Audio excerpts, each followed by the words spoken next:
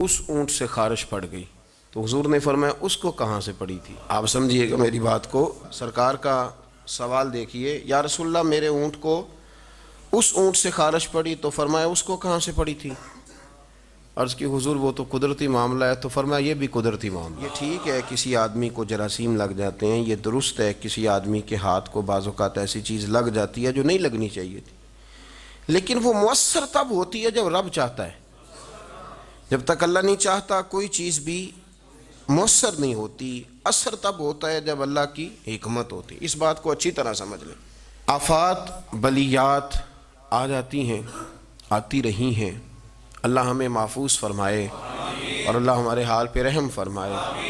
یہ پہلے بھی کئی امراض آئے، طاعون کا مرض پھیل جایا کرتا تھا، نبی کریم صلی اللہ علیہ وسلم نے اس کے بارے میں کئی چیزیں بڑی وضاحت کے ساتھ بیان فرمائیں۔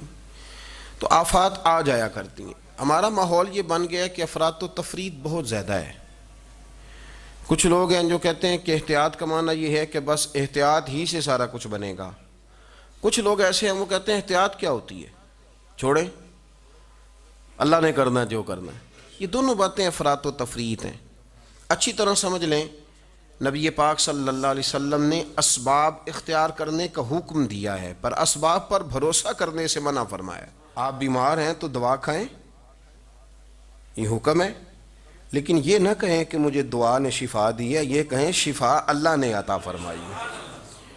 اسباب کو اختیار کریں گے، آپ احتیاطی تدابیر پر آپ عمل کریں گے، لیکن آپ کو احتیاطی تدابیر نہیں بچائیں گی، بچائے گا اللہ۔ اللہ کی رحمت بچائے گی، بچانے والا اللہ ہے۔ یہ عقیدہ راسخ کریں، راسخ، خوف سے نکلیں۔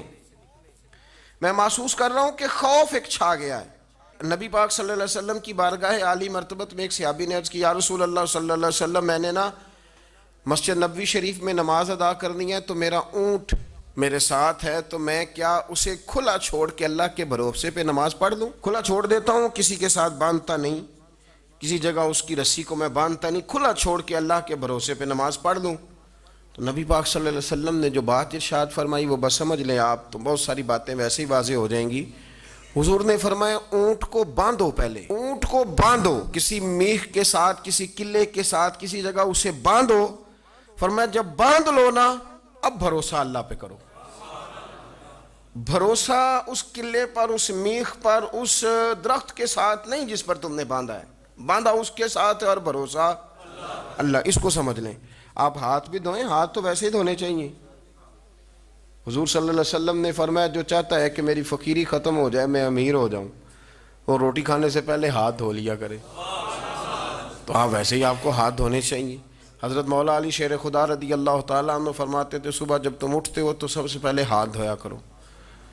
حضور کیوں؟ فرمایا تمہیں کیا پتا تمہارے ہاتھ نے رات کہاں گزاری ہے، ہاتھ دھو لو۔ تو ہاتھ آپ بار بار دھوئیں، کون منع کر رہا ہے؟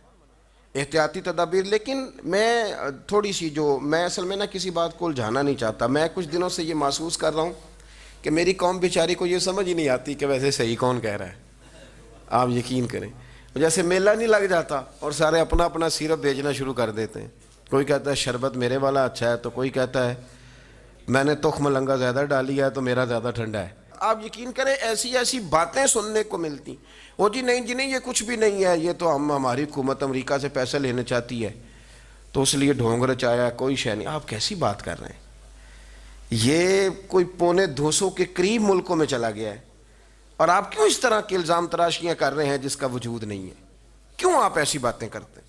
آپ کے پاس جب تک کوئی مضبوط بات ہی نہیں، آپ بات کو کیوں الجھاتے ہیں؟ کوشش کریں، جو آپ کو تدابیر بتائی جا رہی ہیں، تدبیر کو اختیار کرنا دین کے اندر سنت ہے، کوئی منع نہیں ہے۔ آپ تدبیر اختیار کریں، ہاتھ کو دھوئیں، بلکہ میرا مشورہ یہ ہے کہ مسواک کریں بار بار، اور یہ حدیث ذہن میں رکھ کے کریں کہ نبی پاک علیہ السلام نے فرمایا سوائے موت کے مسواک میں اللہ نے ہر بیماری کی شفا رکھی ہوئی۔